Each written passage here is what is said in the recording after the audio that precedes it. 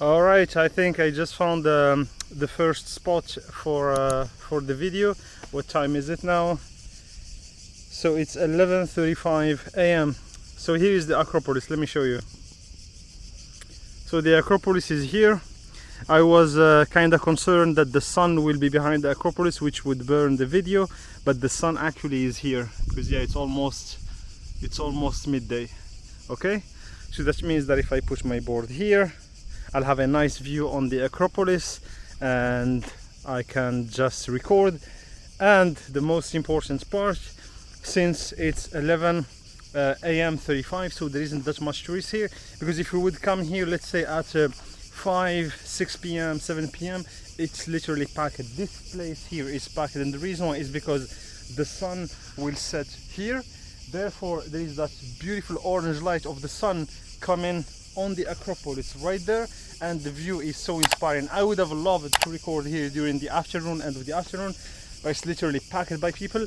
And for now I can't really focus when I'm recording a video. I can't really focus and explain math or science in front of a camera with like thousands of people around me. It's not really ideal because people are, I mean, there's nothing wrong in them, they are tourists, they are curious, they will come to me, ask me questions, and yeah, I can't focus on both.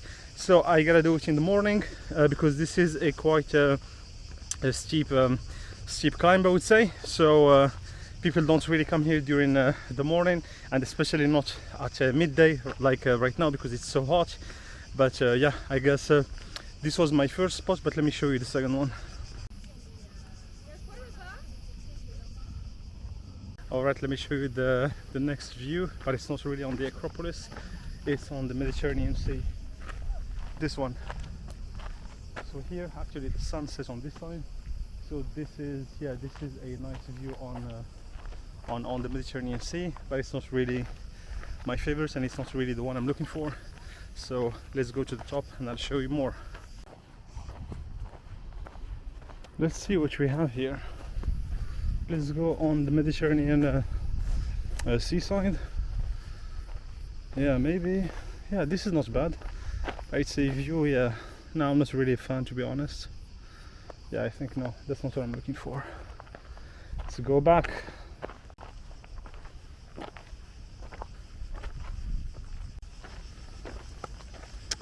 Dun, dun, dun. It's a beautiful day in Athens.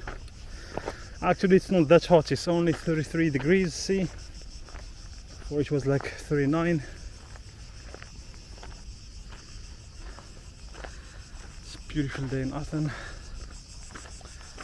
Yeah, here we go, look at the view here.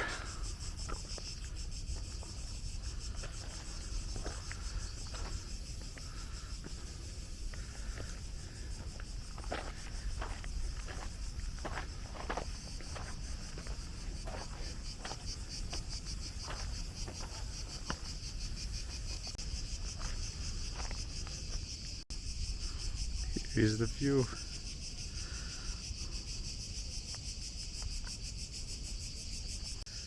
So friends, what do you think about this spot to teach the next class? Here it is. We have the Acropolis right there, and the view is so beautiful on it. Actually the sun is here, as you could see, so that's not gonna burn my my video. So if my video is here, it's gonna be thrown on it's gonna be focusing on the Acropolis, and therefore yeah, I'll obviously I don't have the beautiful orange colors of the sunset or the sunrise.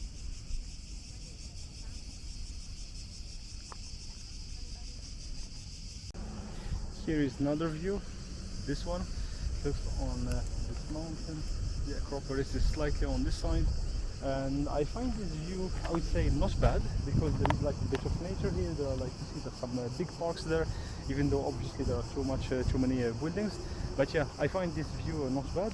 Also this one, you see, if I would put my my board, let's say, somewhere here, then I can get a nice view on the Mediterranean Sea, which is not bad. So yeah, so this is, I think they call it the Philippe Hill, if I'm pronouncing it correctly.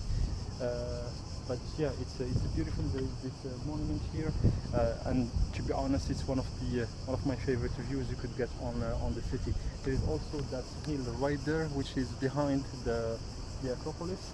but yeah, it seems like almost impossible to get to it. One of my friends climbed it, but yeah, it's not an easy road. So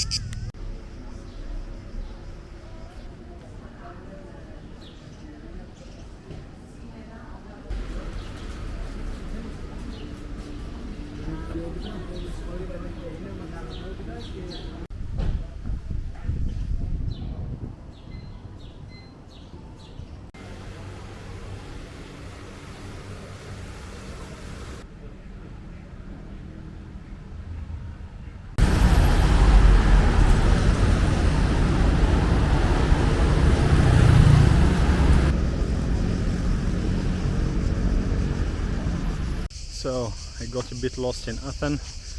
Actually, I was heading to the Lyceum of Aristotle, which is like the school that Aristotle founded, and where he taught for almost 12 years. But while I was going there, I found the National Garden.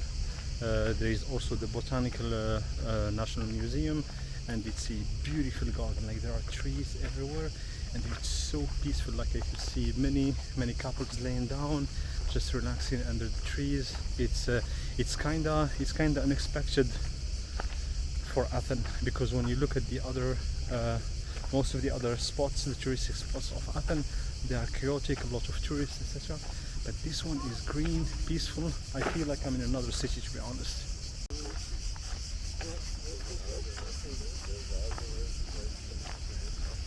Ooh, look at this beauty.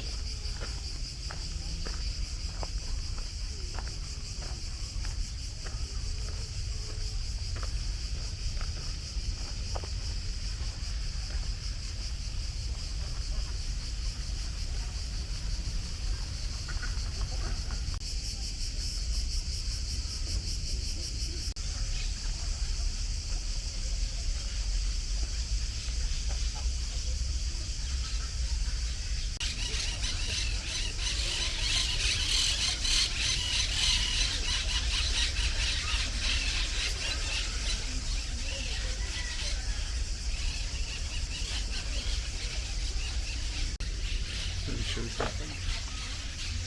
Look at this.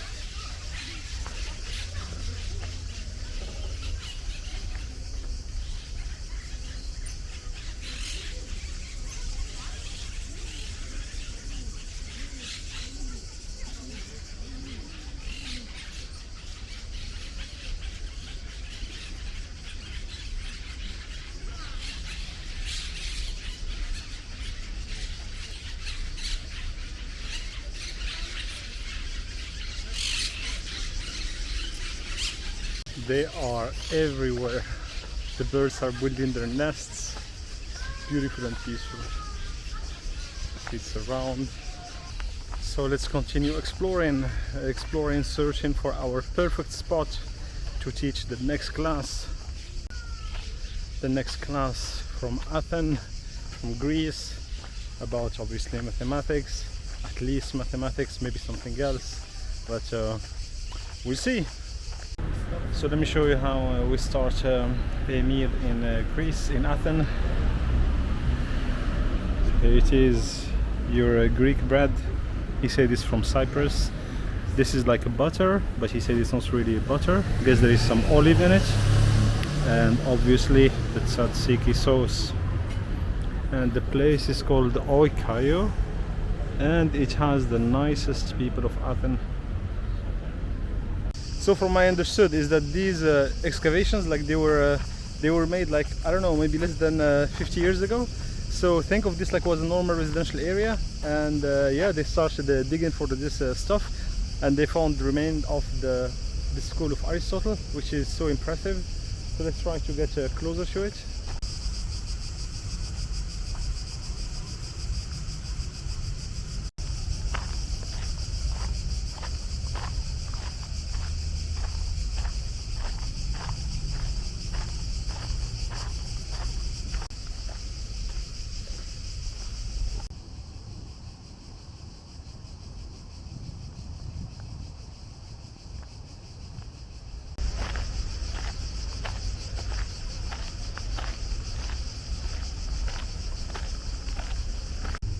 So you might be wondering about all the preparation work that go into YouTube videos. So as you could see, as I already said, I go to teach from the countries where the scientists were born or where the scientists lived, or let's say I go to countries that have contributed in general mostly to a certain topic that is in relation with science, technology, engineering, mathematics, and which I believe will be very useful to you whether at your school or like to find a job, etc. So in order to do so, if we take the example of Greece, why I came to Greece is because obvious reasons about mathematics. So most of the mathematics that you are still using today came from the Greek philosophers. So when you take the example of Aristotle, he worked not only in math, but he worked in almost every possible field that existed at the time. So to find, for example, a spot like this, this is the school of Aristotle. So this is the work that goes into finding a spot, something that is in relation with what I'm teaching, something that hopefully, I hope, will inspire you to at least get interested into these topics that I would agree with you most of the time were taught in a boring way, like mathematics. For years I studied sinus, cosinus, tangent and all this stuff. I never knew like what's the practical application of it. No teacher could tell me what's the application of it, and luckily to me I had enough patience to stick on it and continue to study math even though I knew no real application of it. But I hope that will change. I hope that my videos will help you change that view, and that is why I always try to connect what I'm teaching to you guys to the real application of it, and hopefully from inspiring spots like this. The Lyceum Aristotle, the school where Aristotle was teaching. We're talking about the years 300 BC, so this is 2,300 years ago, and he was here teaching a lot of people. Aristotle was nicknamed even by the Muslim, like the Muslim Empire knew its 8 centuries of the Golden Age. These Muslim scientists, they nicknamed him as the first teacher because truth, yes, he was the first teacher, the first one who really taught his knowledge in a structured manner, and this is how he structured it. Think of it, at the time there wasn't a principal of school. There wasn't something called, oh, I'm going to the university. There was no university, no school. You just go hang around with someone and hopefully he's going to teach you something. He's the first one to say, no, I'm going to build a place where I will teach myself. Of course Plato did it, but it wasn't as structured as Aristotle. So yes friends, this is what it takes. A lot of research. I knew nothing about this stuff, to be honest, so I researched it myself. And even to find this spot, like I swear it has been like 1 hour that I'm walking, and I came from there, tried to enter from this side, didn't work because there is no entrance from that side. I had to go like top, and then the guy was kind enough to let me in because I was a little bit late. Actually it didn't cost me that much, it's like €4 the entrance, but also yeah, so yeah, that's what it takes. Look what I found. It's a military museum. Looks like a cannon. Fighting a jet. Wow. Yeah, other fighting jets here. I'm not sure if I can still be walking here without pain. Let's see, let's continue till they kick me out. Yeah, I think I can be here. Wow, there are planes everywhere. Yeah, this is jet. I don't know how they call that one, but yeah, I forget. It's like Hemingway. Yeah, I'm not sure. God, these are like real planes. I'm not sure if I can touch one. It's the Republic F-84 Thunderstruck. Let me show you. I think it's Bombardier. Maybe it's Bombardier.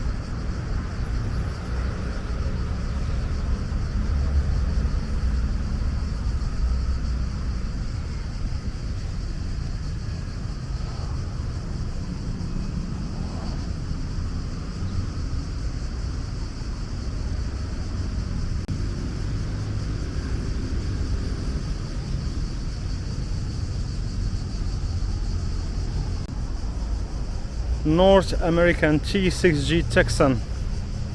Well, I guess I already know where it was built. How about this one? F-86.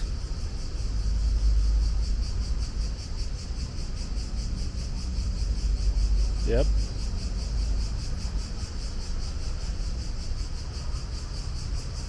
I have to say I'm not really an expert of military planes. Here's a cute helicopter.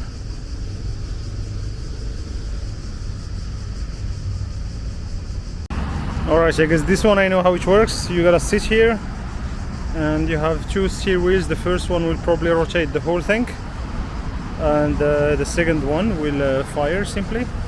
And these are probably the instruments that you use to make precise shots. So interesting.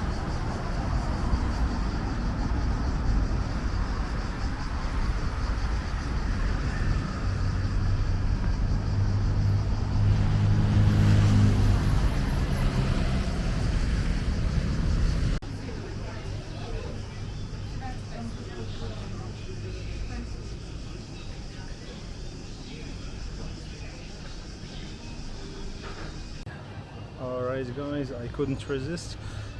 I got lost a little bit in Athens, and I climbed quite high. Let me show you how high I am right now. So you see the top of that hill. It's one of the highest hills of Athens. You could get to it using this teleferic. I'm not sure if you can walk there, but I could see people right at the top from here. Let me zoom. Yep, maybe you can see them. But yeah, so that's one of the highest hills of Athens, and I couldn't resist. Sorry. To have an ice cream. So I like you very much, but I like that a little bit more. See you later.